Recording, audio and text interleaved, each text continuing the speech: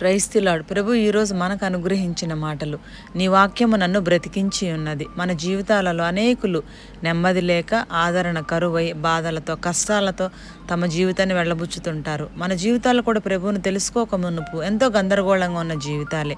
అటువంటి మన జీవితాలను మార్చింది కేవలం మన ప్రభువు మాత్రమే. ఆయన వాక్యం మాత్రమే దారి తప్పిపోయిన మనల్ని సరిచేసి సరైన దారిలో నడిపించగలిగేది. అటువంటి విలువైన వాక్యాన్ని మనం ప్రతిరోజు శ్రద్ధాభక్తులతో చదవాలి, ధ్యానించాలి. అప్పుడే మన జీవితంలో మార్పు అనేది సాధ్యపడుతుంది.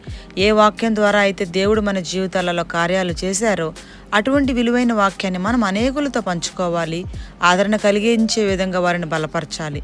జీవితం మీద ఏ ఆశ లేక బ్రతకడం వృధా అని అనుకునే పరిస్థితిలో ఉన్న వ్యక్తులలో కూడా దేవుడు కార్యాన్ని చేయగలరు. అది కేవలం దేవుని వాక్యానికి మాత్రమే సాధ్యం. వాక్యం అనగా దేవుడే గనుక మనం వాక్యం చదువుతున్నప్పుడు, వింటున్నప్పుడు దేవుడు మనతో మాట్లాడుతున్నాడని గ్రహించాలి. ఆమెన్.